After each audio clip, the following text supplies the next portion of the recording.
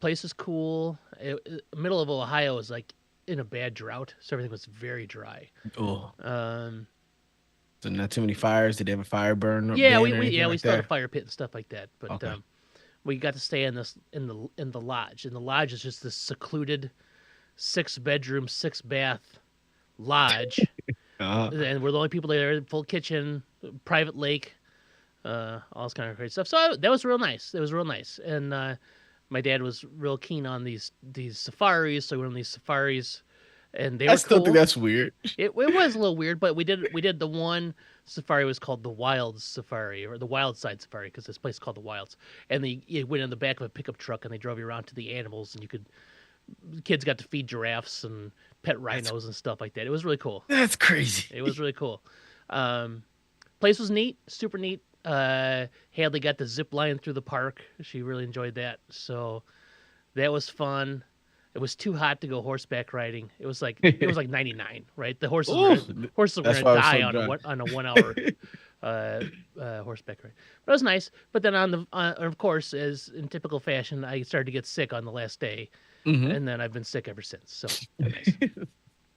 Had a stroke. Oh man, I tell people I understand when people say, "Oh, zoos are just prison for animals." I get it. I Mm-hmm. get it. I understand it. But I'm gonna tell you something. I'm never going to see a giraffe if it's Mm-hmm. not for a zoo.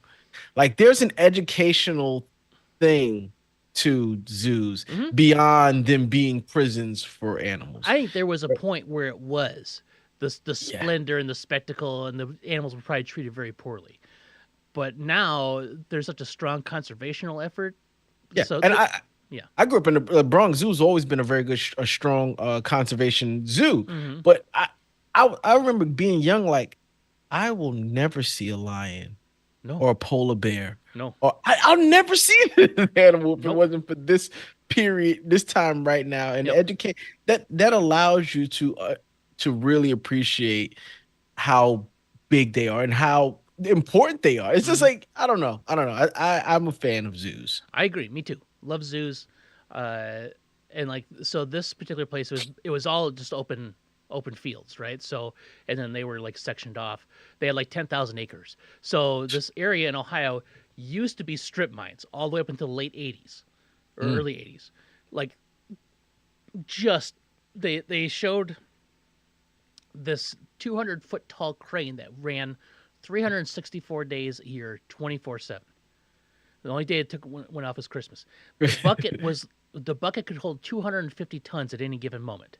Ooh, And I was like, my God. And they're like, if you want to see the bucket, you can go to there's like a park down the way, like a national 10 park. miles down, it's Hmm. still in the it's Yeah, probably still because in there's the in no way to get rid of it because it's enormous. I'm like, oh yeah, I bet you it's really big. My dad went and he took a picture of him standing in it. You probably could have fit 1,000 of my dads in there. It was so enormous. Like I'm not kidding. Like it was so huge. So to show you what they did from the late 50s through the middle 80s, they dug this earth clean of coal. Just not 360. Only day they took off was Christmas, 24/7. That's all they did. Coal, coal, coal, coal, coal. Then once there was no more no coal. more coal, the company's like, well, we don't want the land anymore, so they gave it back to the state. And like you can have it, and so then the state gave it to this conservation company, and then their conservation group, the zoo or whatever, and then they turned it into this. So like there's lots of. I'm gonna say there was a point when that land was probably the grossest thing on the face. It was probably just dead.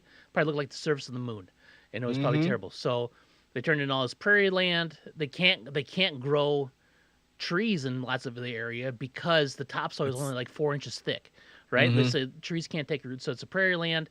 Lots of man-made lakes. So like you have these lakes. So we were staying like in this place that's on a lake, and I'm looking at it. I'm like, oh yeah, if you walked out, like the first like 5 feet were probably like a foot and a half deep. You walk to the end of the pier. I'm like, well, I can't even see the bottom. Like it goes down. It just goes down. There's man-made lakes that are like 70 feet deep. Ooh. Yeah, Oh, they was like, oh, we could backfill this, or we could just fill it with fill up with water. water, put It's a lots of huge fish in problem. there. Yeah. So it's wild. But then, so we drive around these, they drove us around these buses, and there was, all sorts of animals. Most of them were like endangered species sorts of things. Like there was these deer I've never heard of, and these antelope I never heard of. They Mm. had a they had like a they had like 100 head herd of bison that roamed in this one area, right? So there's like Nice. 100 bison that they're going to reintroduce into the To the natural west, whatever the Nebraska or mid. whatever. Mhm. They had two types of rhinos. They had the short horn rhino. I can't remember what they were called. And they look like dinosaurs. They're so big, and they got plates. And then they had the longhorn Uh-huh. rhinos, the white rhinos. And Wow. they had giraffes and camels and ostriches and zebras, and which my youngest, calls zebras. Zebras. It's 'cause she watches a lot of Bluey, which is Oh, Australian, and they oh. so zebras and just a lot of four-legged hoofed animals, mostly, right? From Mhm. Africa, some that were extinct at one point, now they're not, stuff like that. So it's really cool. That's good. I'll take it. It was a nice vacation, and it was really dark there. But I looked down because I'm really fascinated by like dark, right? Trying to find the darkest place to look at stars. We can see a lot of Uh-huh. stars. Got to see a little Milky Way, but then I looked at like there's a map that I use for finding like blackness, right? like it was only a 5 out of 10 in like Oh. darkness compared like for man-made light. I'm like, really? I'm like, this is a 5 out of 10. It is very dark. I cannot see. Your eyes get adjusted, but it's very very dark. Hmm. Yeah. That sounds good. I'm never. That's not a trip I like that I would do, but it seems like I would love it. Yes. Like not one I would do. Like if I seen a Same. bunch of trips, not. But when you get there, you're like, man, this is really cool. Yeah. I would have never known it existed except for my dad saw it on a Nat Geo Oh, documentary. And I it's like, love a oh, it's in good Nat Geo Ohio? We can doc. do that. I That's love my a dad. good Nat Geo doc. Mm. He's big on that stuff. I guess it's on Disney Plus. It's like Yeah, some sort yeah. of some sort of zoo documentary. There's a whole season dedicated to this place in the Columbus Zoo. Now, I'm going to tell you this. Here's a tidbit about Ohio that I never realized. What is the largest city in Ohio? Dayton? No. Oh, okay. That's actually an interesting guess because you got Cleveland, you got Cincinnati. See. The reason why I picked one of those because I figured it would be the one that you mentioned. No, Can. no, Canton's like a small town. Okay, I don't know. It's I had Columbus, Ohio. The state okay. capital of Ohio is the largest city. Oh, Here's the thing. It's almost 1 million people. Cleveland is like 350,000 people, and mhm. Cincinnati is like 600,000 people. So you can combine the two cities that between them have two football teams, two baseball teams, and an NBA team, and it's the same amount as Columbus, which has the Blue Jackets hockey team. How does that Yeah. make sense? How does Cleveland and Cincinnati? How do they get all of that, and they don't have the people to like? I don't understand. I don't know either. It doesn't make any sense. There's like 5 cities in Texas that have 1 million people, and there's like 10 in California. And you can't even You you can't can't even. you can't give all the cities, all those Oh, I places, know. but you gave Cincinnati and Ohio one. And not Cincinnati. Cincinnati Cincinnati and and Cleveland. Cleveland. They both have a football and a baseball team. Cleveland got a basketball team. Yeah, doesn't make any sense. Mm-mm. All right, that's my Ohio rant. And Oh, the backwoods of Ohio are pretty. scary. Sketchy places. No, they're well, they yeah. I didn't see. Oh, so I'm gonna tell you this story. So getting there, I'm just following Google Maps. I have no idea where I'm going, and it's like Uh-huh. turn on this road, and I turn this road. It's brand new paved road, but it's not very smooth. It's very bumpy and lots of winding turns that you do not see what's coming in your direction. So Oh. I am abiding by the speed limit because I don't want to either drive in off the road into somebody else. So I get in there, and about halfway through this 9 mile stretch of brand new blacktop, like it was probably painted within the last 3 days, right? But it's not flat, it's not smooth, it's just up, down, hills. There's a hill where I'm like, I think we're gonna jump the truck. I could not see ground Over on the the hill? other side. I'm like, be ready. I thought we were gonna do like a Ferris Bueller where we're just flying off the. So we're going, and this car gets on me right on my ass. And I'm doing the speed 55, right? 55, 45 around the curves because I do not know what's coming. He finally gets to a passing zone. There's a point where I tried to pull over to the road to let him go by, and he wouldn't go around me. I'm like, jeez, Louise. He finally goes around me, and then he gave me the bird for the next 10 seconds that he was visible in front of me because he did like 95 out of there. I'm sorry, whoever in Ohio you were. I kept you from delivering a baby or whatever that you had to do in the backwoods of Ohio. A 10-second bird? That's a It was hefty. He just stuck that arm out the window and just he flew because I was doing 60 at that point, and he was gone into the trees over the horizon before I could even do anything. Oh, you just watch that middle finger just get smaller and smaller as it. Yep. It's the last thing I could see as it just tipped over the horizon right into the setting sun. Oh man. Oh, it's good. It's poetic. It's a great thing. Yeah, that was Welcome to Ohio for me. Welcome to Ohio. Yep. Yeah, it was all right. Harlan, we have important stuff to do. Yes. This week is the week before football. Football starts. Yes, it does. 2 days. In 2 days. 2 days from now. We got lots of things to predict. Yes. I have to ask you one thing, because I asked other people and they didn't seem as pissed. They seemed to just let it roll off their back. Okay. I figured this might be something that I know it pissed me off, and it happened to my team. Okay. So I was like, how do you feel about the Giants unretiring the first I was going to ask you about that. The first ever jersey ever retired in any sport ever, yes. and give it to a guy who hasn't played one snap yeah. in the NFL. That was my first thought. I didn't realize he was the first ever retired jersey ever in anything. Ever. And it's the very attractive number 1, right? Mm-hmm. Everybody wants number 1. Everyone wants number 0, right? They want those low numbers because everybody can have them now. Yeah, yeah. You know what? I like that tweet just so I'd remember to go back to it, because that was my first thought. I'm like, how does he have that pull? And it was with the blessing of the family. Of the family. I wanted to let you know something right now. Mm-hmm.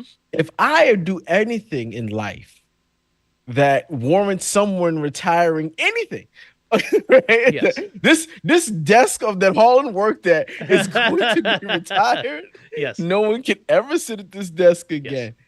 If my grandkids came on and gave that desk away for coins, because you know there's money involved, yes. I'd be rolling over. I'm haunting somebody. Somebody's getting haunted, right? When I died, there wasn't unresolved business. Now there is. Now there is. You done brought me from the grave to haunt you. I'm taunt you. How dare you do that? Yes. How does the Giants allow that to happen? I don't know. I don't know whose idea it was, but man, that's rough. That is rough. And what happens if he doesn't live up to that hype? They just put the jersey back in the rafters like nothing happened? Like we didn't see I don't know. Malik Neighbors with the jersey? Like, what number was he before he switched to 1? 9. It was a good number. That's my favorite 9. number, yeah. I like 9. And I was like, okay, that's a solid number. And he had 9 all through the preseason. How many 9 jerseys were purchased? Oh, I almost purchased one. I almost bought the 50s jersey with I almost got the 9. Glad I did. Yeah. Now I got to get 1. Oh. Man, oh man. I'm going to tell you what. If you're going to unretire a number, because now here's the problem that teams like the Giants and the Bears and like the old teams have. If they retire numbers, they can't retire anymore because you have to have 53 available numbers just for the roster, right? So and then so you have to have like 70 to 80 numbers available on any given season. You either have to just unretire everything and do like a ring of honor, like the Cowboys do, and then put every number back into the ether. But how many people actually deserve to have their numbers retired? Very They're few. Very few. great players throughout your team. Yes. But how many actually deserve? They're so good that no one should wear that number ever again. Yeah. That's Tough. 56. 56 never be worn as a Giant, because there's no way you could live up to what number 56 was wearing a Giant. Now, I don't know. I didn't even know Rick Flair. I don't even know if his name is Rick. Flaherty's name is the guy. Flaherty is the guy he jersey is. I don't know him. Nope. Right. So maybe it's been Never so long, never seen him play, that it's been so long they feel like, okay, maybe there's some that we can bring back. Right. Everyone who's seen this guy play is dead. So maybe that's one thing you can do. Is there even any film of him playing? I don't know. They got film of them wearing those horrible jerseys, so they probably have film. But here, like the first Super Bowl, wasn't even like recorded.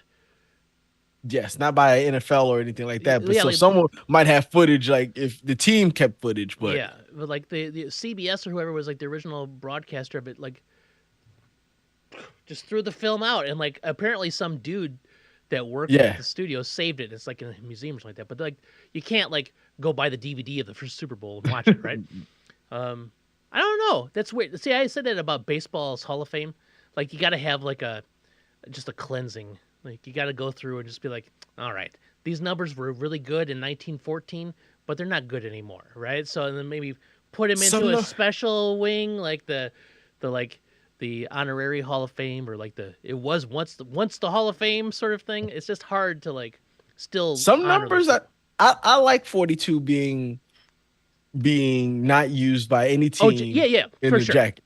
Yep. Now if you go to Yankee Stadium and you see all the numbers that they have retired, you're like, what can they wear? Yes, what that's can true. the players wear? That's true. Like they used to have like a wall, and you just see just numbers all over that wall. You're like, oh, okay. Well, I mean, they've won like 1,000 World Series, right? So and they've been around for 100 years, like 100+ years. So gonna happen. But I'm still a fan of retiring jerseys. Mm-hmm. You just have to be retiring numbers. You just have to be worth it. Yes. Like I can see someone putting you in the hall. Like let's say you have a Ring of Honor, right? Mm-hmm. Some people get put in the Ring of Honor. Doesn't mean their number gets retired. Sure. And then some people, that number will never be worn again. Mm-hmm. Like that's my thing. You need levels to this, right? Mm-hmm. Putting the Ring of Honor is one thing, but having your number being retired by a team is the ultimate honor, and your kid should not be able to just remove it from you, or your great grands. It's not even his kids anymore. My favorite Bear growing up, other than like Walter Payton and those guys, was Dan Hampton, number 99, defensive tackle for the 85 Bears, Hall of Famer, 99. That's in my mind. That's the only 99 that will ever exist for the Bears. So when I see another Bear wearing 99, I have a problem with it, especially when they suck. Like when the Bears drafted Shane McClellan for some reason in the first round. He decided he wore number 99. I was like, you cannot wear that number. Like I want to just, if I ever saw him, I'd just like rip it off of his chest somehow. You didn't earn that number, right? But you can't retire it because the Bears have so many Hall of Famers. If you retired every Hall of Famer's number, there'd be like 32 numbers, I think is what it is, that would not be usable, which is just not but like I said, I don't think Hall of Fame determines whether your number gets retired. Oh, right? For sure. Honestly, if the Giants wanted to put Eli Manning in the Ring of Honor and not retire 10, I would be okay with that. Sure. That makes sense.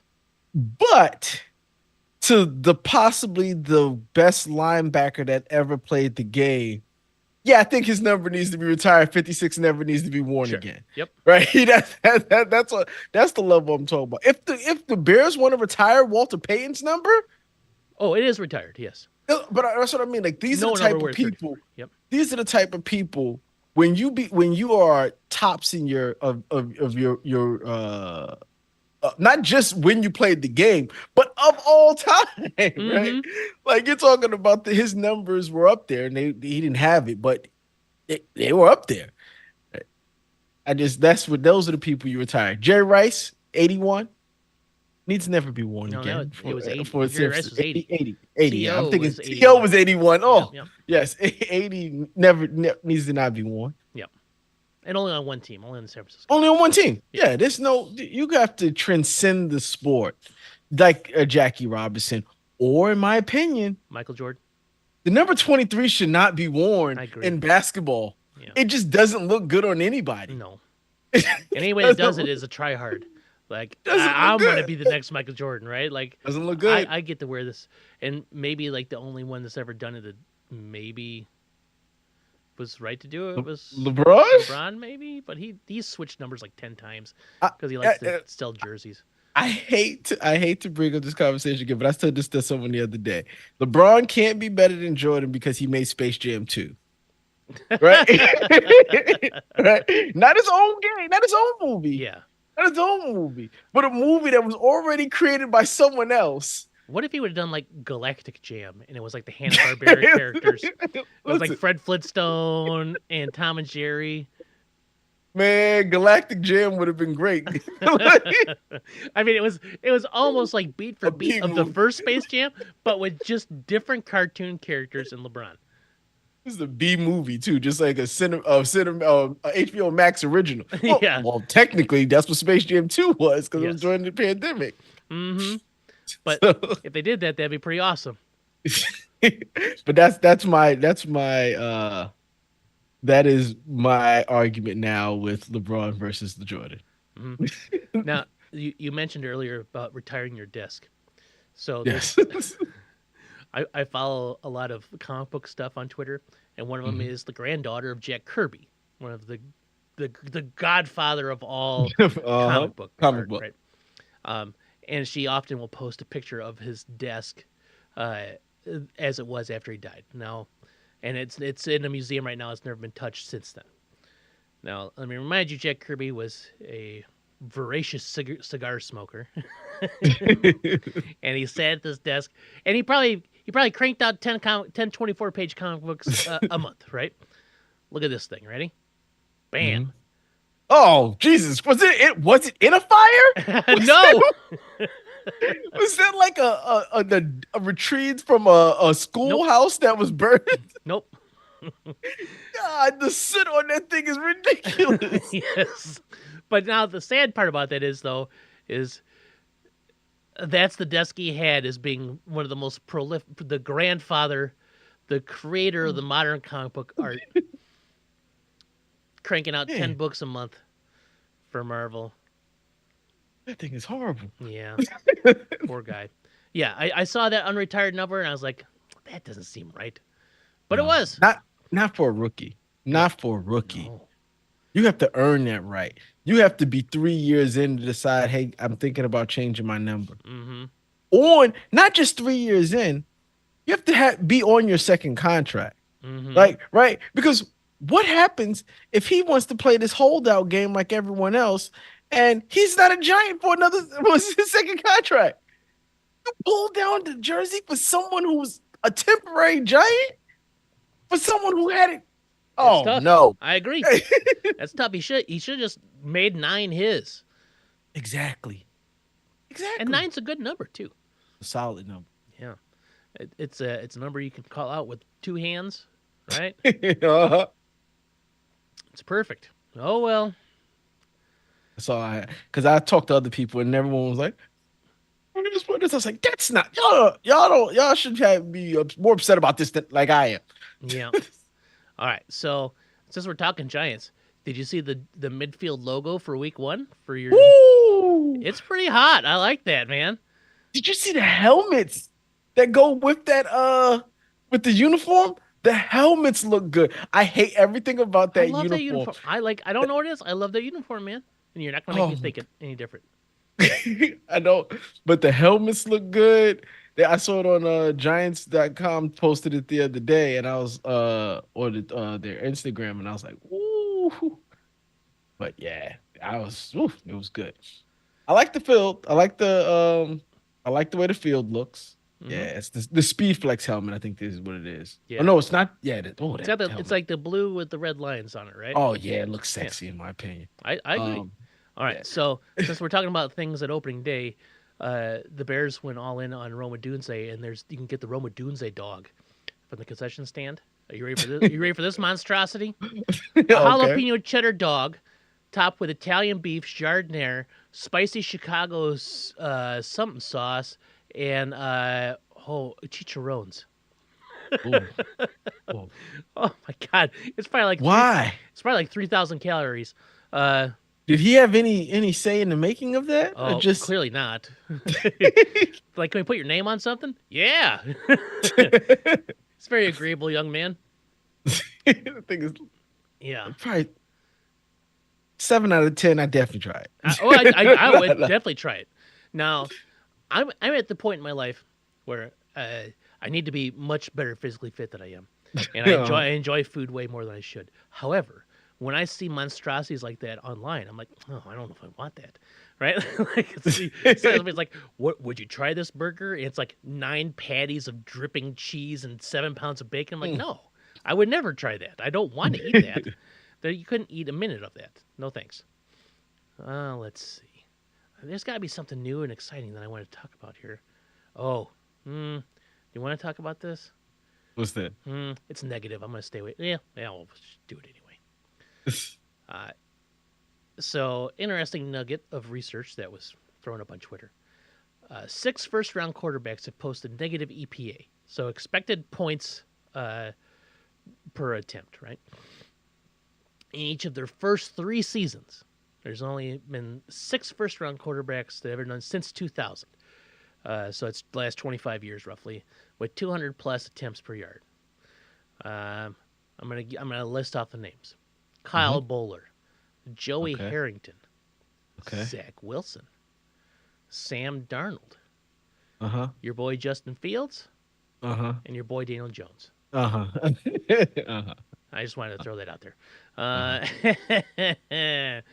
Yes. Future Pro Bowl Daniel Jones, you mean? Well, maybe. Who knows?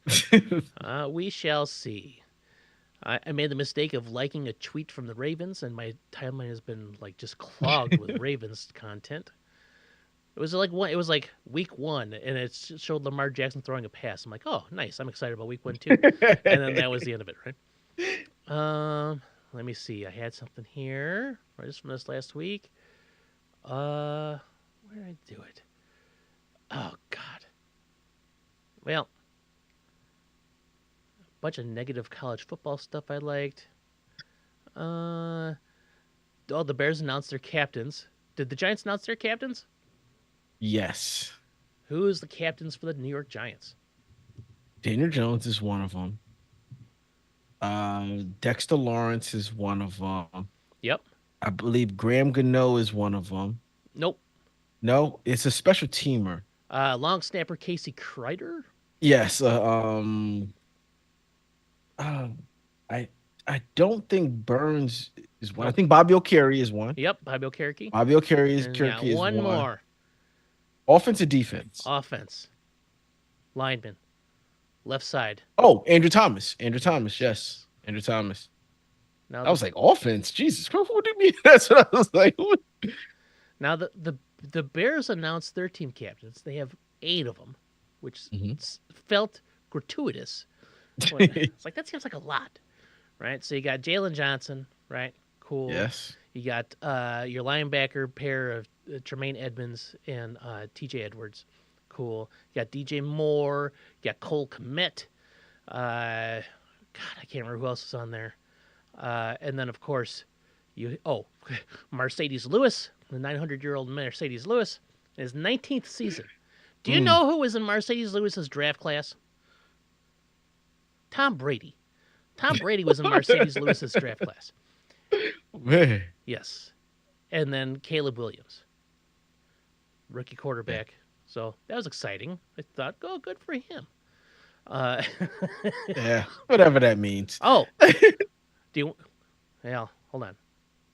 I had one more thing because it was not good. All right. The last quarterback for each team to throw 30+ touchdowns in a season. I got all 32 of them here. Okay. Now, we can say we know who the Bears' last 30+ touchdown passer was. No one. No one's ever had it. The Giants is probably an easy Eli guess. Manning. Eli Manning. Eli Manning, right? Hmm. But if we go with the Packers, Jordan Love? Jordan Love did it last year. Yeah, I'm about to say Jordan Love. The Vikings is Kirk Cousins. Uh-huh. Lions, Jared Goff. These are all recent, right? Seahawks, Geno Smith. He did it. San Francisco, Brock Purdy. Stafford for the Rams. The Cardinals. Who was the last Cardinals quarterback to throw 30-plus touchdowns? This is going to be a tough one. Plummer? No. No, close. Last name begins with a P. Oh, Palmer. Carson Palmer, yes. Palmer. Carson Palmer. Yeah. Mm-hmm. Saints is Breeze. Tampa Yes. Bay, this is cheat, but it's Tom Brady. Oh, yeah. Played there. Listen, if you didn't want to go Tom Brady, they did have your boy Jameis lighted up. Yeah, that's true. But this is the most recent, right? I know. So the Panthers, you got Cam. The Yep, Falcons, Matt Ryan. Cowboys, Dak Prescott. Eli for the Eagles. Who was the last Eagles quarterback to throw 30-plus touchdowns? Not Wentz? It is Carson Wentz, yeah. Okay. Now here's one. This one's in black and white. The Commanders. The Washington football team. Wait, You're not going to get it. Sonny Jurgensen. You said it's in black. Oh, no. Sonny Jurgensen. Don't know who that is. Uh-huh. The Ravens, you got Lamar. The Bengals, Joe Burrow. Ben Roethlisberger for the... now, here we go. The Browns. This one is... You know that era of film when it wasn't quite black and white, but it wasn't quite color? Bernie?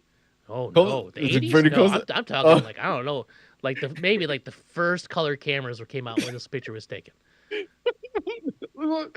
You'll never get it. Brian Sipe, Sipe. Never would have got it.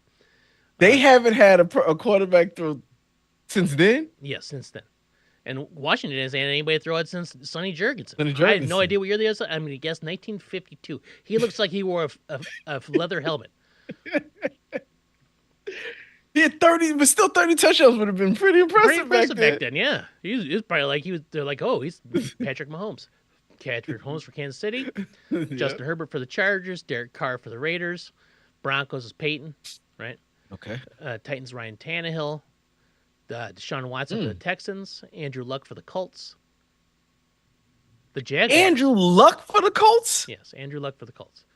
I mean, they haven't had a quarterback really since Andrew Luck retired. I mean, they've had quarterbacks, but it feels like it's been so long since he retired, yeah, though. it's been a minute, right? Who was the Jags last 30 Mark years? Brunell. Mark Brunell. Sooner than that. More recent Yes. than Brunell? Brian Leftwich. No. Brian Leftwich. Blake Bortles. Okay. Blake Bortles. Like, what? I wouldn't have got Blake Bortles. I didn't think he was good. Because he wasn't. All right.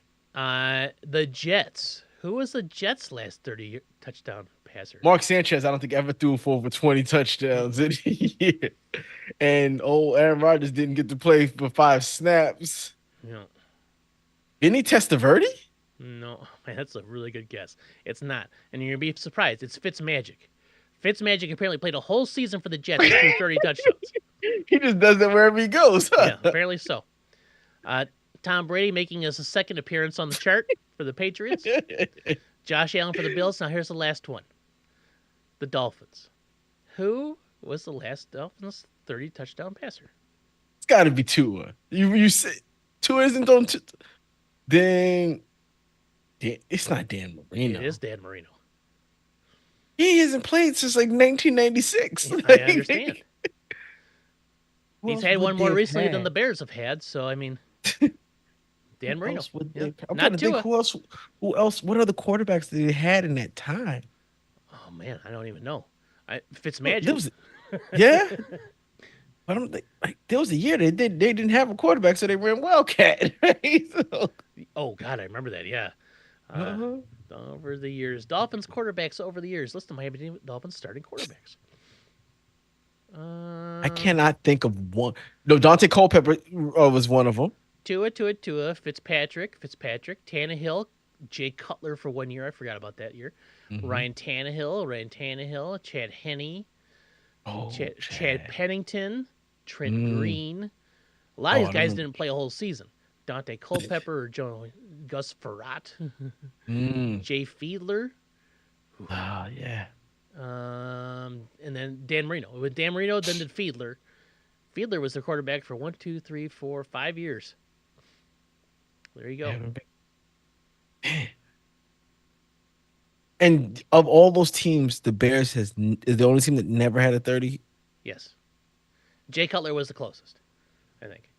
They've been around the longest. I know. You don't need to remind me. I'm well aware of the Bears' failures.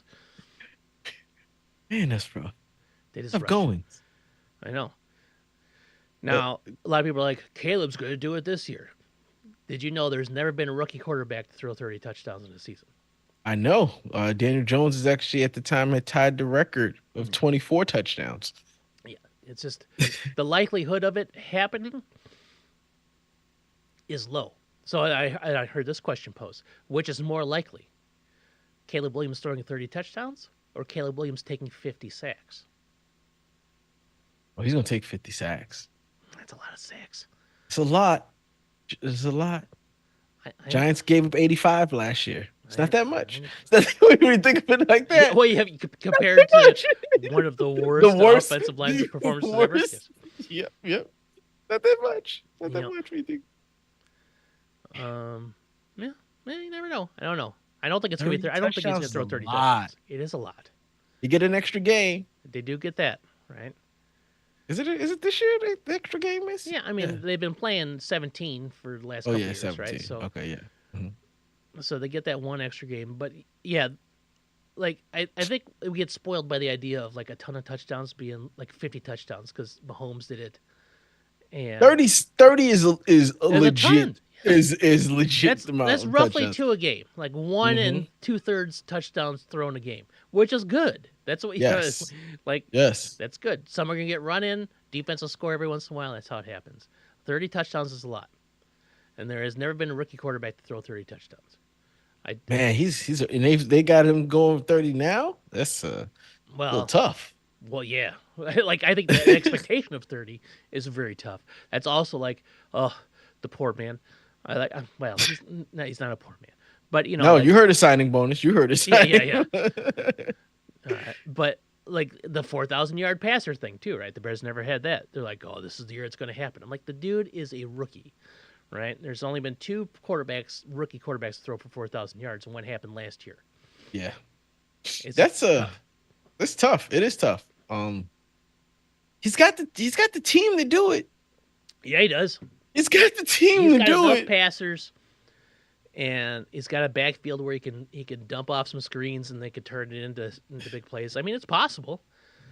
Yeah, but the expected is a little rough. I don't think you do that.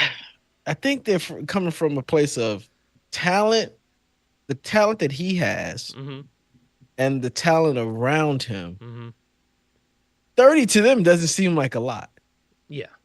Right, you know what I'm saying? To that, when you put it all together, when you're saying he probably doesn't just have the best talent, the best talent for a rookie, he's probably got the best wide receiver core that the Bears have ever seen. Oh, for sure, the Bears have never had a wide receiver core like this, right? In the history, this is easily the best Bears receiver room ever. And he may be talent-wise the best. From the raw talent and ability, the best quarterback they've ever had. Yes, there's that possibility. So when you put those together, 30 doesn't sound like that much. We're not asking for 50. We're not trying to be Mahomes' second year. Yeah. We're saying the same argument of why you don't unretire number 1 and give it to Malik Neighbors. The man has never taken a snap in the NFL yet. Correct. Right, But you're asking, the thing is, you're saying Malik earned it by himself, right? Malik needs someone to throw him the ball. Like you're talking about a quarterback who's going to have the ball. Those other guys on those teams are just more weapons that prove why he can do it versus Malik Neighbors having Daniel Jones, who kind of proves that he should have this number. Yeah, it's tough. I really... I really want Malik Neighbors to succeed, and I gotta temper my Giants hate because I don't really have it per se. I always thought Eli was a derp, but that was about it. But I just don't think Daniel Jones is the guy. But maybe prove me wrong, DJ.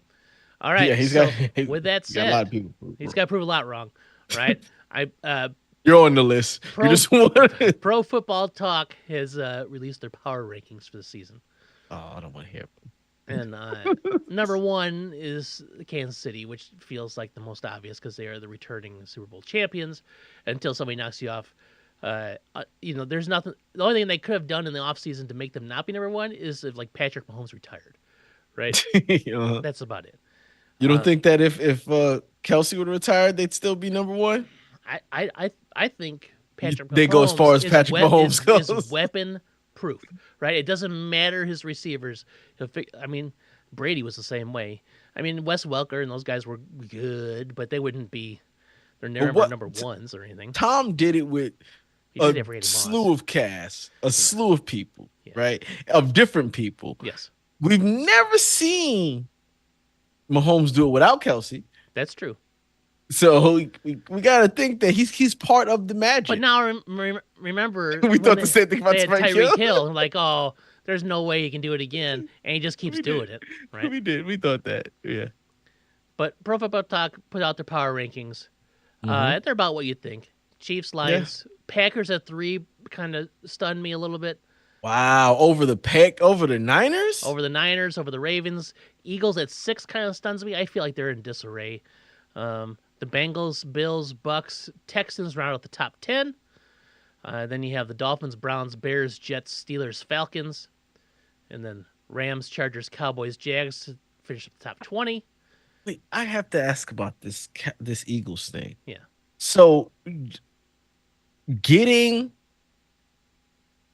Saquon Barkley put them at 6 above the Cowboys who beat them last year? Yes. Just Saquon Barkley and the Cowboys' old offensive coordinator? Yes. Okay. Not just the Cowboys' old offensive, the Cowboys and then the Chargers' old offensive coordinator. Like he's been, he was at 2 previous teams. Yeah, I don't get that. But the Cowboys are 19, Jags 20, and then we have Colts, Seahawks, Broncos, Saints, Vikings for top 25. Then Titans, Commanders, Raiders, Giants at 29, Cardinals 30, Patriots 31, Panthers 32. I still think the Patriots are the worst team in the NFL. Yeah, there's a good chance they are. There's a really good chance they are. But we'll see. Man, speaking of the Patriots, yes. Did you watch that Netflix documentary about the kind of stallion? No. What's this? The Michigan guy. The sign stealer? No, I haven't seen sign stealers. Yeah. It gave me remnants of Spygate. Yeah. Of what the Patriots did. It's actually pretty good. It's actually pretty good. I saw like the trailer they have for it. He was talking about how he filmed himself in front of a blank white screen doing every sign conceivable. The dude was a savant when it came to that. Did he do that to feed an AI, or did he do that just to like recognize it? Oh, so he didn't even train an AI to steal the signs. This was he did that back in like 2019, 2020. Oh, yeah. So like machine learning. He was just doing it. Probably would have been there. So he wanted to be a coach. That's all he's ever wanted to be for his entire life. Right? So he was just doing that on his own. He says he's got tons of data compiled that no one can see until he gets to become a coach. And sign stealing, he learned it while he was at the Naval Academy. Learned it, but they told him because he was a Marine. Was it code breaker sort of thing? That's what they said. He's got the capabilities to do that, but he wanted to be on the football team. So he said, in the Naval Academy, he went up to the coach and said, "Hey, I want to be a student assistant at something."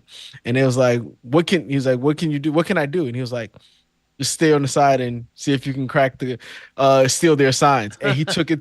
It was that he just took it so seriously that it's what he became, right? But you find out Michigan probably was doing some.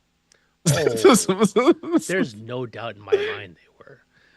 Only because Harbaugh did a total Pete Bounced. Carroll and bounced. Right, he got out of there before he could get in trouble and ruin his college career, college coach So career. they say stealing signs isn't illegal, No. but going to different stadiums and getting their signs in games which you're not supposed to be in is. Oh, okay. So they said that there was an So that's not like underground scouting network. or something like that? Yes, like you can't send someone to another game and to steal the signs. Okay. Like so, for a long time, that type of thought thing was being done. He said in like this underground circle where if you play the team that I'm gonna play, then we can talk about it. Yeah, yeah. But I can't send someone to your stadium to do it, and that's what they basically said. They had money transfer. They had all sorts of things that was getting crazy. Yeah. But yeah, it's interesting. It's only an hour and 20 minutes. It was actually. Oh, that's it. Oh, I thought it was like a multi-episode thing. Nope, just one episode, hour 20 minutes. I might watch that tonight. See, that deters me sometimes when it's like, yes, got to watch all 6 episodes. Oh, they're all an hour. God, there's no way all 6 episodes are that interesting.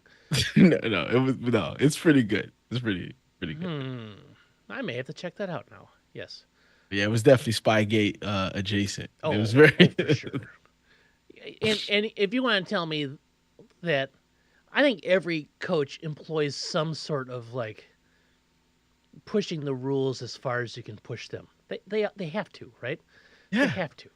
And I love the saying: "If you're not cheating, you ain't trying." Yeah, like, so you gotta be like, we know the line and we're not gonna cross it, but we're gonna go all the way up to that line.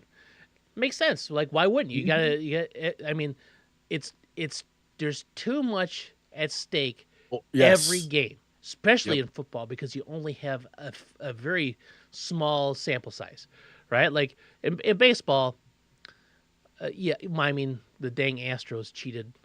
Yeah, it's basically as hard as you can cheat in that. But you got 162 games, right? So once again with the Astros, it's not what they did.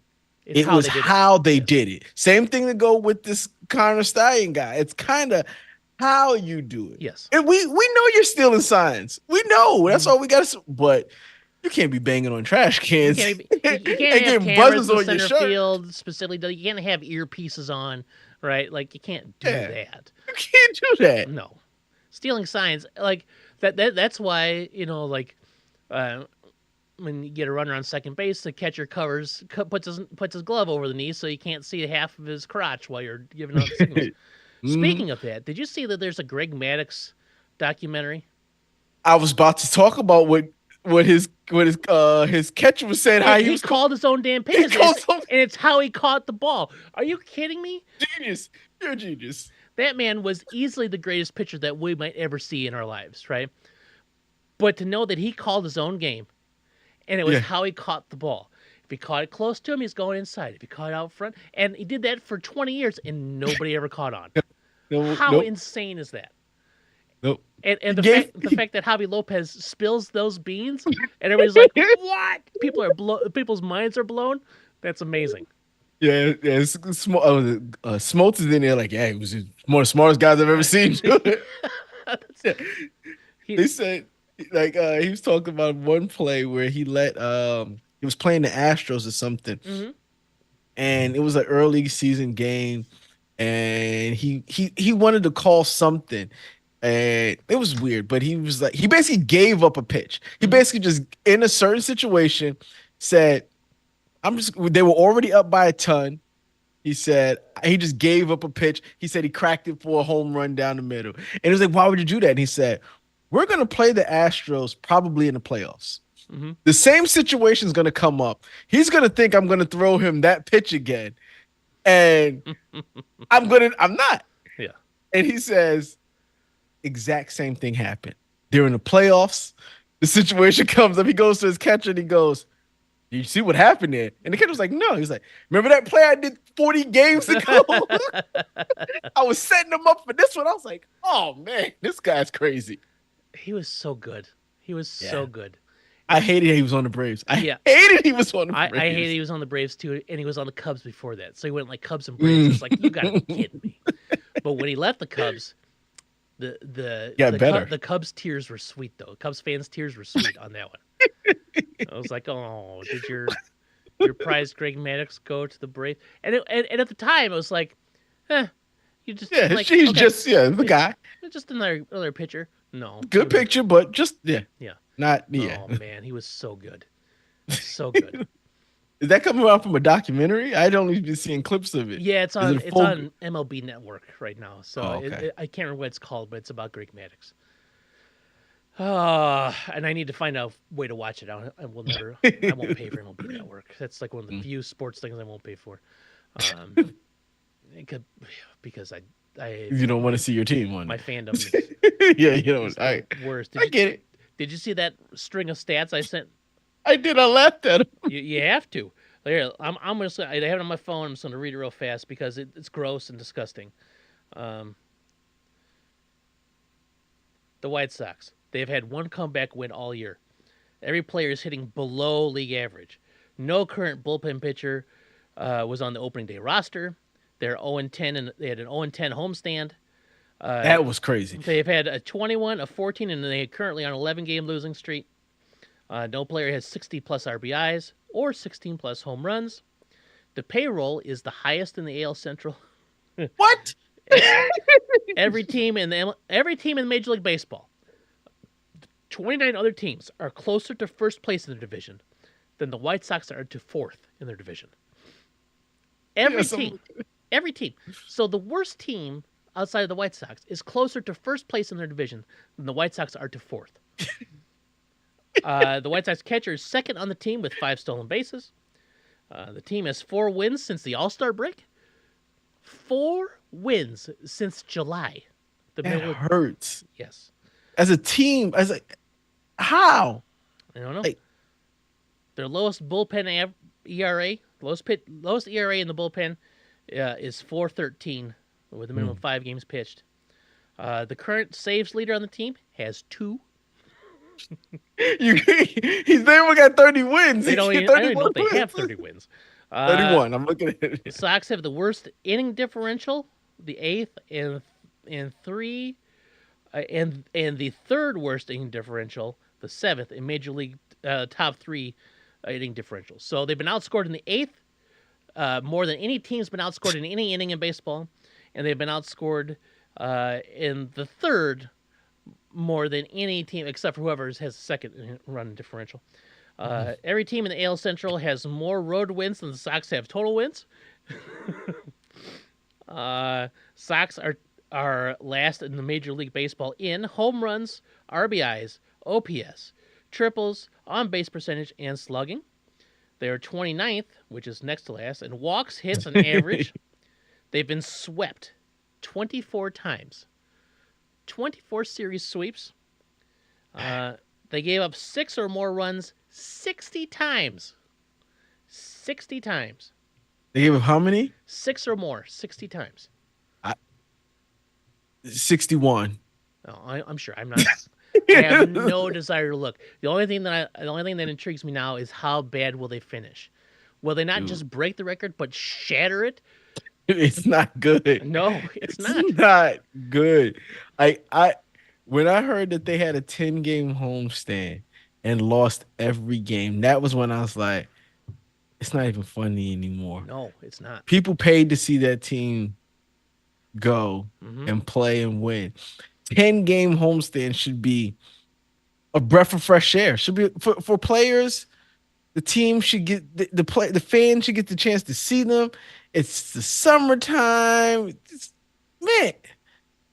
And for that to happen, 10 losses, and one of them was crushing. That one that he robbed, that you got robbed by the Texas Rangers. That catch was that was one of the most insane catches I've ever seen. At that point, it's like they're like rubbing it in.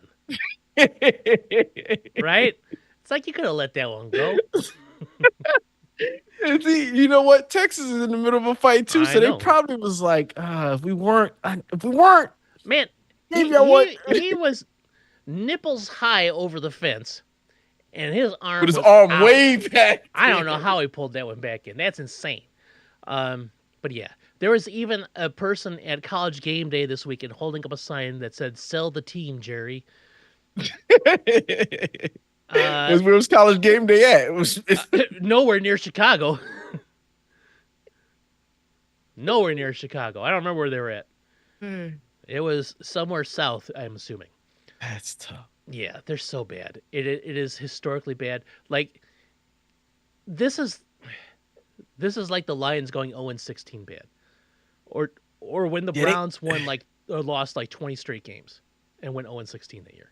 They Mm-hmm. lost the four previous or like the three previous, then went 0-16 and lost the next three to start the next season.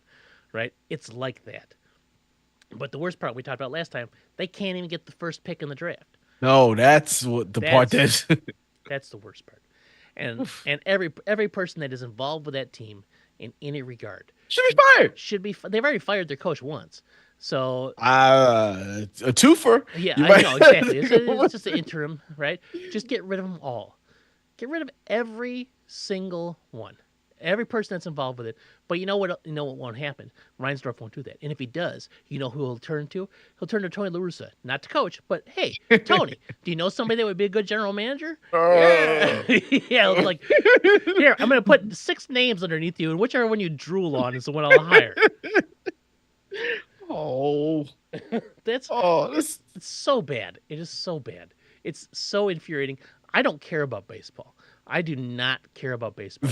And it happened the moment I stopped caring was last year when Tim Anderson got knocked the fuck out at second base.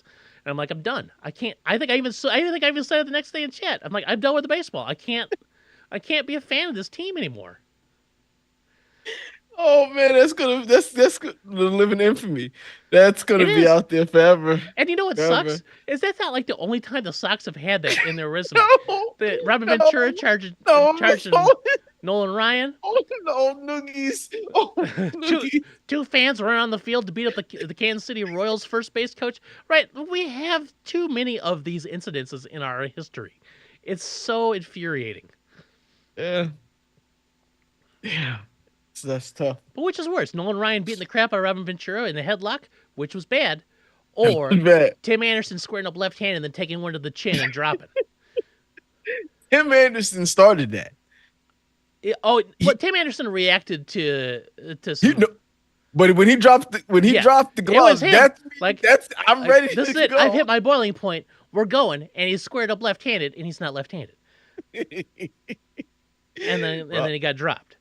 And now, Robin Ventura getting noogies though is always going to be funny. yeah, but you know it's going to happen. It's like the Mets with Bobby Bonilla. Mets have the Bobby Bonilla, I guess the Bobby Bonilla day every year. Where were you when this happened? And you watched Nolan Ryan beating the crap out of Robin Ventura, and now Tim Anderson taking a right hook right to the jaw. And then you also get the other one. What's the other one too? That's White Sox. Where were you when this happened? I can't even think of it, but there's something equally embarrassing. Oh, the Cubs catcher taking a swing at AJ Pierzynski, who slid into home plate funny. That happened too. Just too many of them. It's so embarrassing. Well, we need to get past embarrassment. Let's say this week starts Yes. the picks. Okay. Now, what we need to do is we need to do our season predictions for winning of the conferences, the divisions, and the conferences and the Super Bowl. Mine isn't changing. Well, let's go back to it. Let's go Okay. back to what you said. You had AFC West going to the Raiders. The AFC. What? That's what you had. Never mind. The Never mind. AFC South going to the Texans, the North to the Ravens, the East to the Bills. The NFC West going to the Niners, NFC South to the Falcons. We can definitely change. North We can to the definitely. Packers, East to the Giants. Yeah, comeback player of the year of Aaron Rodgers. Coach of the year, Raheem Morris. Defensive player of the year, TJ Watt. Tyreek Hill, offensive player of the year, Patrick Mahomes, MVP. Packers and Chiefs in the Super Bowl, and the Chiefs winning. Now, I was in the Justin Fields is going to go to the Steelers or the Falcons. So I had the Chiefs, Colts, Steelers, Dolphins in the AFC, Cardinals, Falcons, Bears, Cowboys in the NFC. Cardinals? Yes. And they Okay. still might be there for me, too. The comeback player of the year, Andy Dalton. The coach of the year, Rich Gannon. Okay, yep. Defensive player of the year, Max Crosby, which I will change. Offensive player of the year, Saquon Barkley. MVP, Kyler Murray. Then the NFC Championship champion, Atlanta Falcons. the AFC champion Pittsburgh Steelers, and in the Justin Fields versus Justin Fields Bowl, the Atlanta Falcons winning. So we're gonna have to redo this a little bit here. Yes. All right, season predictions. Who you got for the AFC West? You had the Raiders previously. Yeah. I'm not changing. It's still it's Kansas City. Gonna be Kansas City. Okay. AFC South. I'm not changing that one. That's going to be Texans. Yep. I'm gonna stick with the Colts. Mm-hmm. The AFC North, you had the Ravens.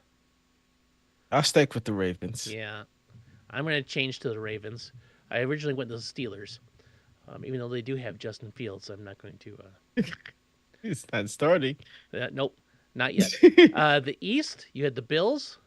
I'm switching that to the Jets. The New York Jets. All right. I had the Dolphins.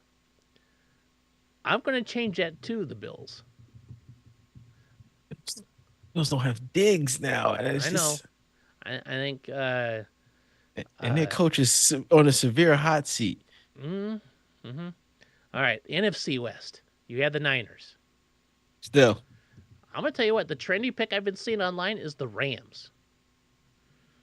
They play hard. They got a good squad, but man, the Niners bringing everyone back. Yeah, I just don't see it. I'm gonna stick with my Arizona Cardinals, and here's why. Okay. There's a team that always goes worst to first. Now this might be the hardest division to go. It's the Giants. It's the Giants. So that's okay. This might be the hardest team to go. One of the hardest divisions to go worst to first, because the top of the division is very tough, right? Yes. It's like the AFC West. Like the three other teams might be rough, but the Kansas Cities are always really good, right? Yeah, the South is probably the best, worst to first team. Yeah. Now, the Cardinals, I don't know. I feel like there's gonna be some Kyler Murray to Marvin Harrison Jr. magic. No, it would have to be 4,000 yards magic. It might be just to ML Marvin Harrison Jr. Yep, it might just be that. I'm gonna stick with it just because I gotta be goofy. It's a wild one. I like that. All right, your NFC South. You had the Falcons. They're still a solid pick. Mm-hmm. They are still a solid pick. And this was we did this before they had Kirk Cousins. I was going Falcons based upon them getting Justin Fields. Yeah, I think I'm gonna stick with Falcons. I'm still sticking with Falcons as well. They got a lot of really nice offensive pieces, and they picked up some defensive pieces. But you can't build a roster like it's a fantasy league, like it's a fantasy team. And they have the Bears, the former Bears general manager, running the front office there, and I think that's how he kind of does things. All right. So then we have the NFC North. You had the Packers. Still Packers. Yeah, that's because you're a coward. Oh, those Lions. Yeah, the Lions are a trendy Super Bowl pick. Like they are. Not my Super Bowl pick because of Dan Campbell. I just think he loses it. Oh, he'll find a way to. If they make it to the Super Bowl, he'll find a way. He'll either go so hard in his direction of craziness, or he'll go so hard in the opposite direction to not blow it that he blows it. Yeah, I think that I like Dan Campbell. Me too. But I just think I think he might be the cause of he's too out there sometimes. I like him because as a coach, he is like a pure football guy. Like he is like a meathead football guy that is a head coach, and the players love him and stuff like that. I love that. I love that as a head coach. As a decision maker, though, I question it. I question it. Yep. He's like, if you ever seen that episode of The Simpsons, which I know you haven't, where where Marge they open up a casino in Springfield, and Marge gets addicted to slot machines. Homer goes to play blackjack, and it's like 9 hit me, 11 hit me, 18 hit me, 20 hit me, 21 hit me. So, like that's how it feels, right? He's just going to keep hitting, even though he's got 21. He's going to keep going. Mm-hmm. Now you stick with the Packers or going Lions? I'm gonna stick with the Packers. You go with the Bears. That's what I'm not going with the Bears. All right, and then we got the NFC East. Giants. You picked the Giants. I had to double check, and I picked the Cowboys. Um, How you feel about the Cowboys? I don't feel good about them. The NFC East feels like a quagmire to me. Like, I don't think. I think some teams could be very good, but I don't think they're going to be good. So I think the winner of the quagmire is going to be the Eagles. I hope it's not. All right. Now we did well, we should do this here. Let me add 2 lines because we didn't there was no draft yet. Insert 1 row below. Insert 1 row below. All right, we have the offensive rookie of the year and the defensive rookie of the year. Who you got? Offensive rookie of the year is Malik Neighbors. I knew that was going to happen. Defensive rookie of the year. I don't even know who. It's tough because there weren't a whole lot of defensive guys going in the first round. No.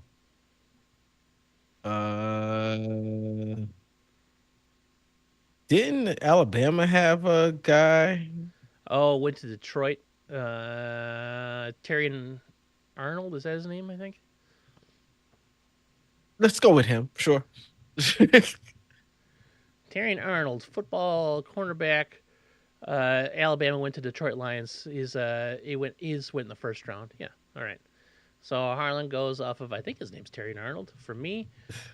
So now the last 2 seasons, 2 years ago, the Jets had the offensive rookie of the year and the defensive rookie of the year in Garrett Wilson and Sauce. Oh boy. Last year, the Texans had C.J. Stroud and Will Anderson, both offensive rookie and defensive. This year, the Bears have Caleb Williams winning the offensive rookie of the year, right? Which makes so much sense. Now, they only drafted 1 defensive player this year. And his name is Austin Booker. And I'm going to tell you what. He looked good. He looked good in what's name. He's going to be a surprise. Oh, my gosh. Austin Booker has 11 sacks as a rookie. That's what's going to happen. All right. Comeback Player of the Year award. You had Aaron Daniel Jones. Daniel Jones. Daniel Jones. Daniel Jones. Wow. Daniel Jones to dethrone Aaron Rodgers in my okay. to be the best quarterback in New York. Yeah. Okay. Definitely could happen. Now I'm trying to think of somebody that either didn't play last year or got hurt last year, or maybe that's not Aaron Rodgers. Retired and comes back. That's not Aaron Rodgers. I don't want to be Aaron Rodgers. Before I said Andy Dalton, who I think is officially retired. Yeah, that was a good pick. Matt Ryan. He would definitely come back for the year. Mm-hmm. Oh, you know who it's going to be? Oh my gosh! Here's who it's going to be, and it's not going to Flacco again. What? Joe Flacco again? No. He's coming back. Here's what's going to happen: the Browns are going to be in the same situation they were last year, and they're going to reach out to one Ryan Tannehill, who is still a free agent. Now, granted, he didn't really have a terrible year last year. He did lose out to Will Levis, but he's still a serviceable. I don't know. Oh, of course. And if he comes on your team, he's going to take your spot, and he's going to play well. All right, Coach of the Year. They're not going to give it to Dayball. You said Raheem Morris before. And he is where? Where's Raheem? Falcons. Yes. Still going to give it to him. Still, right. Still going to give it to Raheem. All right. Because I'm in full-on Bears love mode. Oh, no. Not the Floose. Not the Floose. Listen, if the Bears are good, there's no way you can't give it to him. He just... Why can't... Do you know how good they'd have to be? They'd have to be the best in the NFC. Yeah. In West. Okay. They won't be. So when they win 15 games, they go 15-2. You cannot deny he's Coach of the Year. Defensive Player of the Year. I believe you had T.J. Watt. You did have T.J. Watt. Yeah. Which is not a bad choice. It's not a bad choice. I'm going with... But listen, now that the season has started, and the all I see is blue and red, Brian Burns. Gonna go Defensive Player of the Year, Brian Burns. Why not? I originally said Max Crosby. And I really like Uh-huh. Max Crosby as a player. However, I saw Max Crosby posing in pictures with certain somebody that really Mm. turns my stomach. So, therefore, I'm going to go with Miles Garrett. No, yeah, it's an easy pick. Every year. Offensive player of the year. Originally, you had Tyreek Hill. Yep. Uh, do I want Tyreek Hill? I'm gonna go Garrett Wilson of the Jets. Wow. Now, that'd be something. That would almost tell me who your number MVP pick is then. Yeah, that would be If that's the case, then never mind. I can't do that because oh Yeah, no, I can so still make. Daniel Jones is the comeback player of the year. Yeah, but Aaron Rodgers, maybe Aaron Rodgers isn't the player. Maybe someone else is there. Maybe someone else. Ryan Tannehill.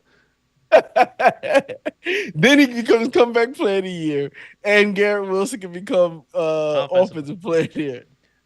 And I know this is going to be painful, but I'm still sticking with Saquon Barkley. If you're gonna give him, then you got to give him comeback player of the year. Well, he's not coming back. He just stunk the year before. He wouldn't. He didn't stink. MVP.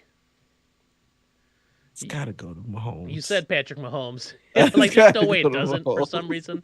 Like I didn't bet on Patrick Mahomes last year, and it was a mistake. Yeah, I know. I stopped. I had this. It's the only reason why I didn't win the pick'ems last year between us, because I did not think that he was going to do it. He did it. I'm still sticking with my Kyler Murray, because if the Cardinals are going to win the NFC West, yeah, I think Kyler Murray is going to have like a crazy year, like 4,300 yards. He's probably going to run for 4,300 passing, 600 running. He's going to throw for 33 touchdowns, run for 5 or 6.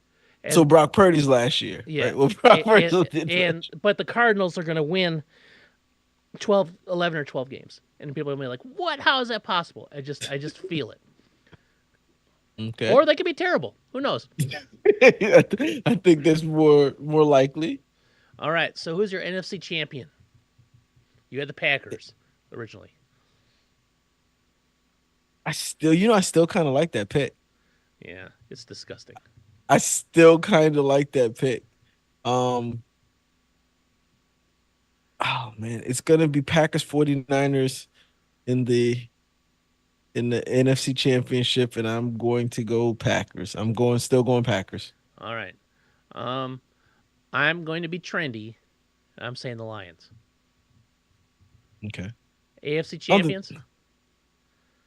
AFC champions. I don't think there's a team out there that's ready. The closest team is still the Ravens.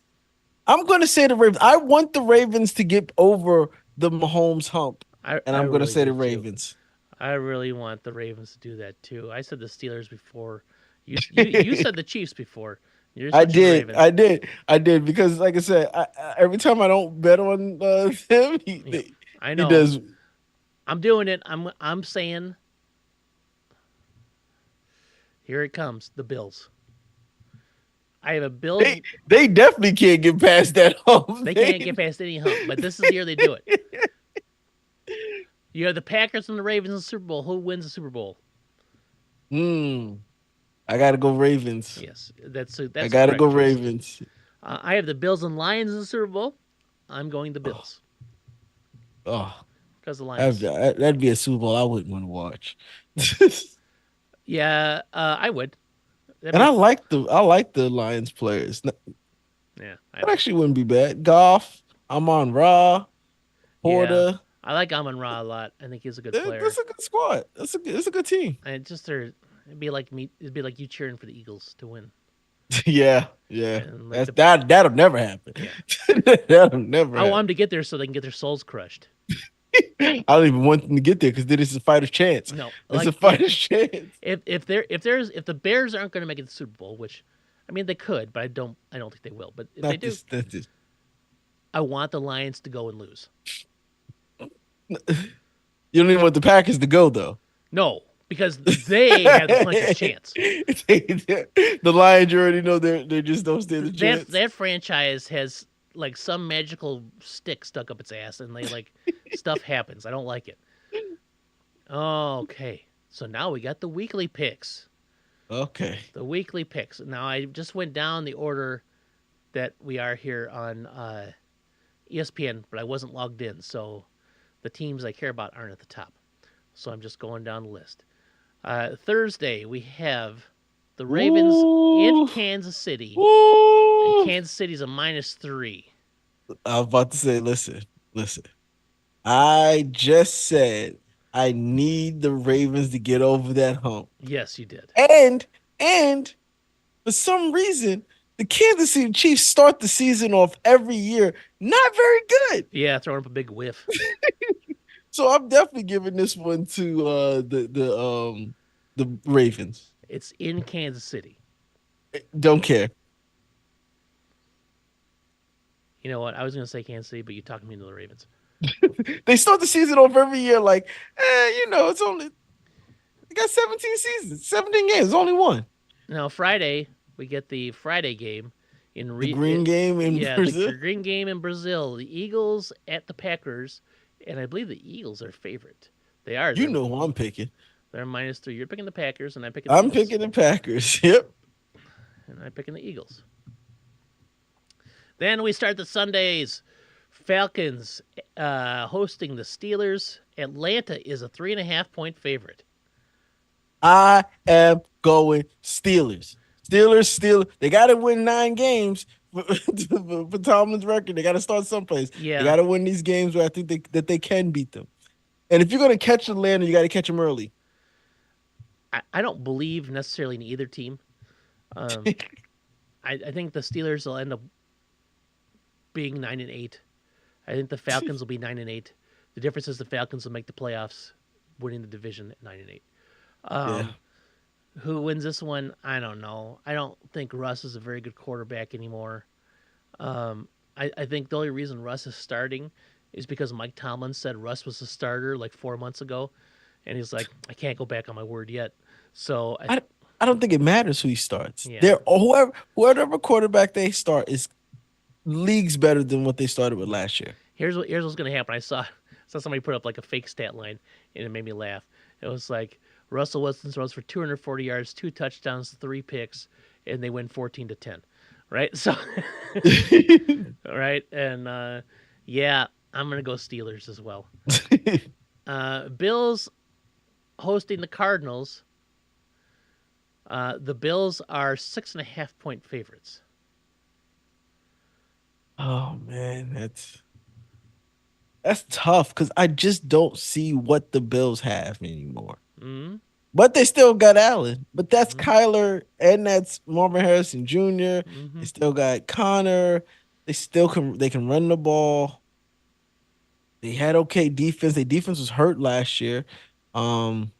They this is my hate going against Buffalo, but I'm gonna say Buffalo. All right. I chose the Bills as well. Not because I think well, I just think they're better. They're gonna win the Super Bowl this year. The Cardinals I think Kyler Murray is gonna have a game. I think the Bills will just outscore them because they're at home. Here we go. The Bears, the Chicago Bears, are hosting the Tennessee Titans, and they're 4-point favorites. I can't remember last time the Bears were favorited at home to start a season. Oh man. Will Levis invades Chicago. Caleb Williams throws his first 6 touchdowns of the season in his career. Then I guess we gotta go with the Bears in this one. Yeah, that's my choice as well. I don't have to read you the spread. The Bengals are hosting the Patriots. Yeah, that's the Cincinnati. Yep.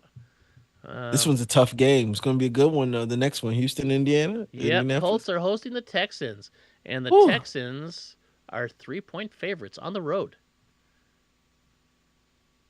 I gotta go Houston. I'm going Colts.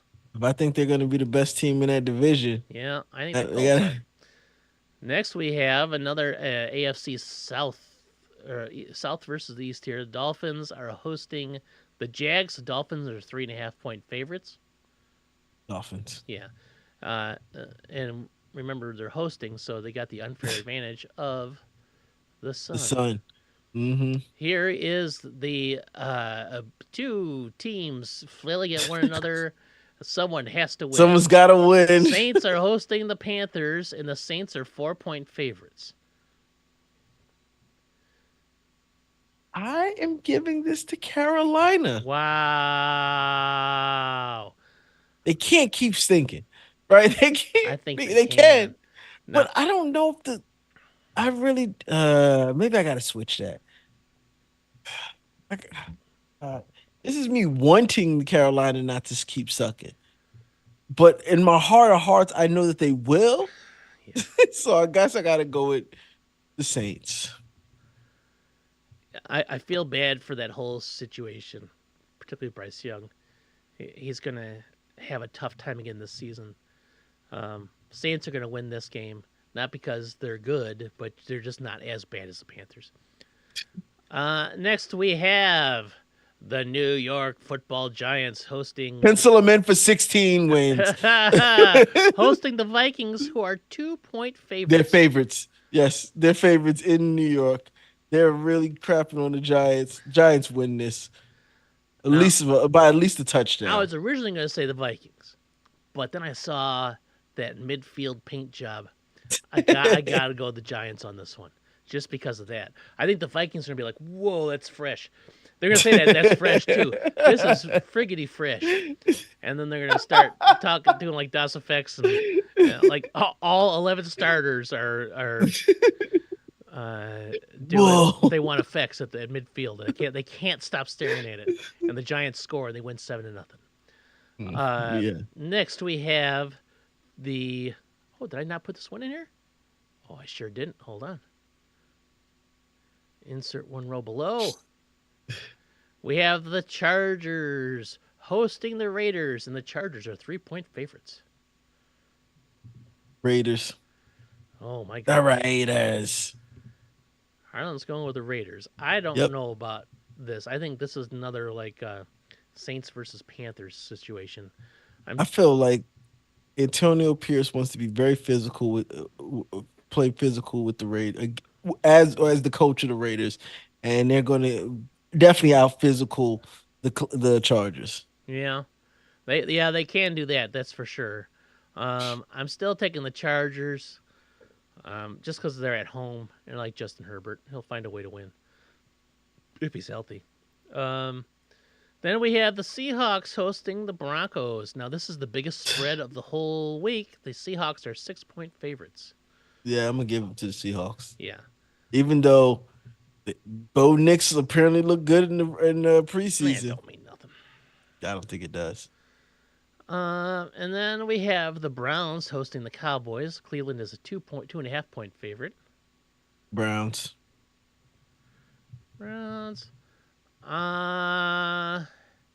If I say the Browns, that means I think Deshaun Watson's going to be good, and I don't think he's going to be good. So I think the Cowboys eke that one out somehow. Then we have the Buccaneers hosting the Commanders, and the Buccaneers are a 3.5 point favorite. Buccaneers, and as you can see, the Giants start the season off 1-0. The rest of the division is 0-1. Giants lead the division after week 1. I'm choosing the Buccaneers as well. Now, here is a stat I saw earlier today. Since like 20-something or other, no rookie quarterback has won their first game ever, right? Like starting on week 1 has won that. So I think Caleb will do that easily. Can't have two people do it. Can't have... But yeah, it can't be two. The statistics aren't just there. But then you also have, the Patriots aren't starting Drake May. I guess you got Denver, Bo Nix. Denver starting Bo Nix. They won't win. And the Commanders starting Jaden Daniels. Daniels. I wanted to call him Skinny McGee. I couldn't think of what his name was. I'm worried about that dude. I think he might get broken in half in an NFL game. Hopefully not, though. All right, then Sunday night, we have the Lions hosting the Rams, and the Lions are 4-point favorites. This could be a good game. It's Rams. it's Stafford returning to They'll boo him. yeah. I'm taking the Rams too. I'm taking the Rams. Yeah. And then Monday Night Football, we have the Jets at the 49ers. 49ers are 4.5-point favorites. I'm going the 49ers. That's probably the wise choice. I cannot pick Aaron Rodgers to do anything good. You're picking the whole team, right? I not just understand. I understand. I get that. But I just don't. You're gonna have them 0-17. No, I mean they'll win some games. They have to. No team's ever gone 0-17 before. That's correct. So we'll see. Not in one season. No, definitely not in one season. All right.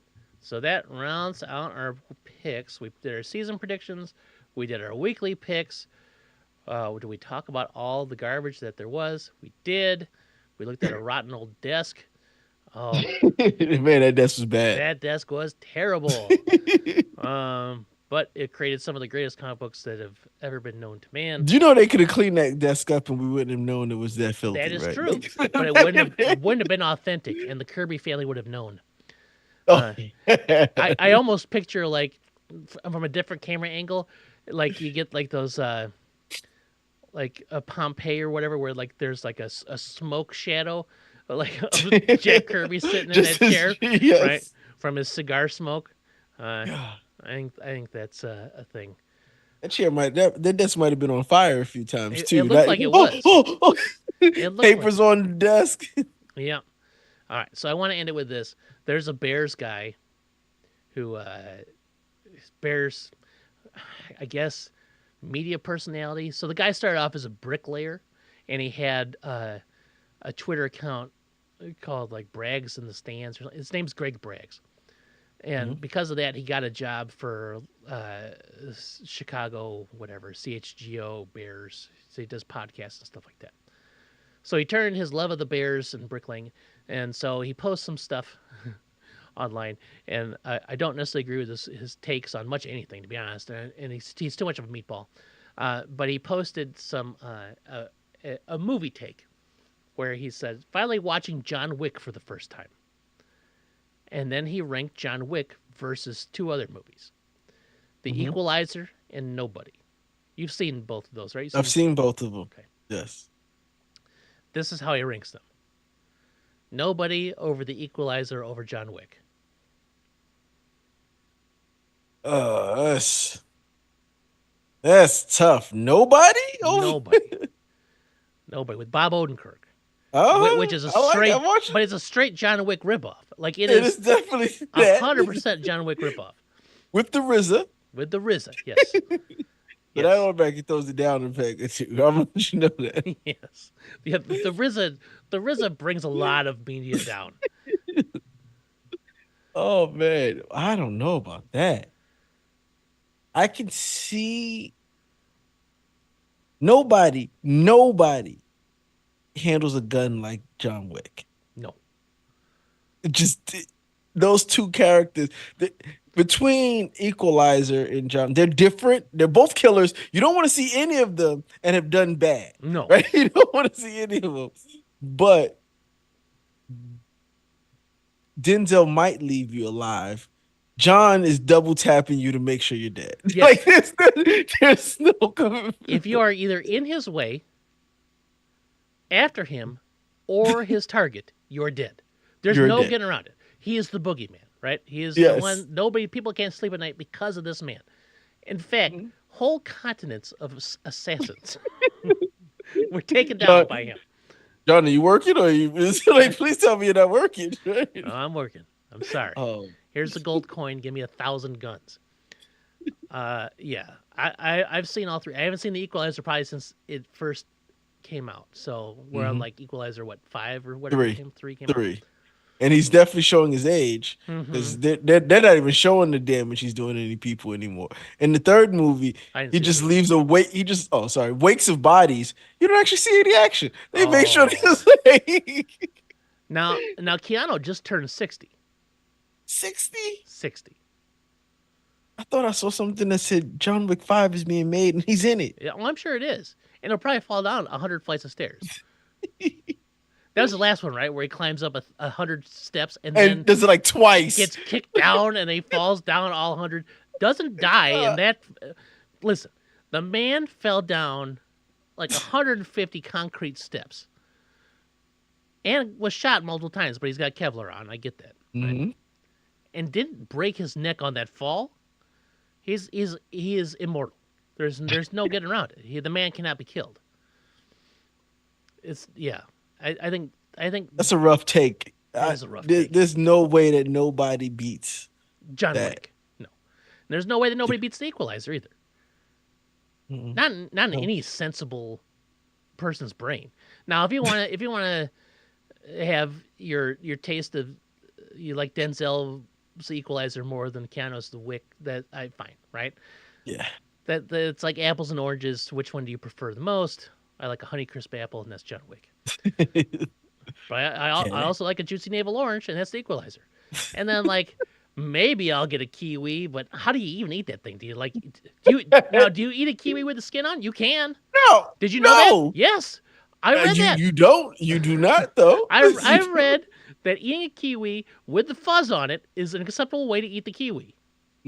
Not for a sane individual. And that's what nobody is. Nobody's a kiwi. It's fine. Will I go on my way to get one? Nah, not really. That's fine. If something has a kiwi in it, I'll be like, oh, all right. You know how you know it's not good? How? John Wick is on 4. Yes. Equalizer's on 3. There'll be no nobody. They're making sequel. a nobody too. Are they? Yes. No, it didn't need one. So many people watched them on the airplane.